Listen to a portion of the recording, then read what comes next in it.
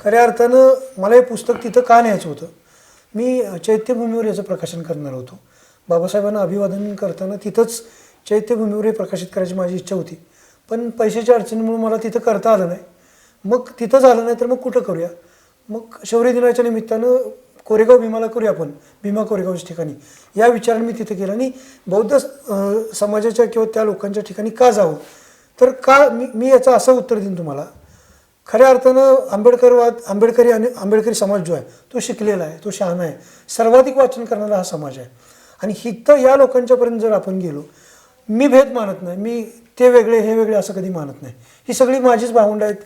मी आंबेडकरांचा अनुयायी, हे आंबेडकरांचे अनुयायी आहेत. भले मी त्यांच्या जातीत जन्माला जर नसलो आलो, पण विचारानं मी त्यांचा बंधू आहे. ती माझी भावंड आहेत, मी त्यांचं भावंड आहे.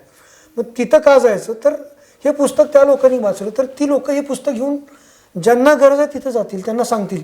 या समाजात सर्वाधिक प्रबोधन करणारी, सर्वाधिक लोकांच्यात जाऊन संविधान सांगणारी, लोकशाहीचं मूल्य सांगणारी ही लोक आहेत. आत्तापर्यंत जर तुम्ही देशातल्या घटनाक्रमाचा अभ्यास केला, लोकशाहीवर ज्यावेळेस हल्ला झाला, संविधानावर ज्यावेळेस हल्ला झाला, तर सगळ्यात पहिल्यांदा सामोरं छातीची ढाल करून कोण आला असेल तर ते बौद्ध समाजाचे लोक आलेत, आंबेडकरवादी लोक आलेत.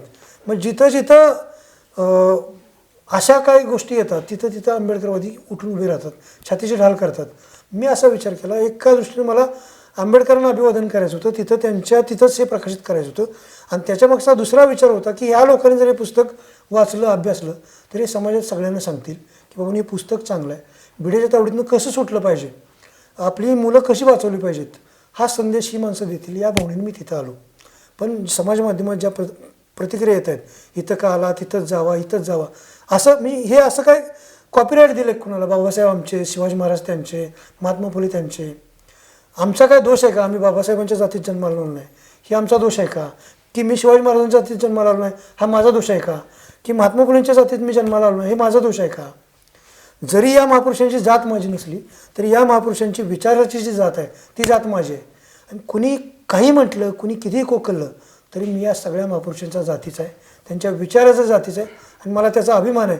तुम्ही काही केलं, मी तिथं येणार, मी चैत्यभूमीवर येणार, मी भीमा कोरेगावला येणार. कारण हे महापुरुष, ही माणसं, ही स्मृतीस्थळं माझी आहेत, ही माझी प्रेरणास्थळं आहेत. ही कुठल्या एका जातीची, कुठल्या एका कंपूची होऊ शकत नाही.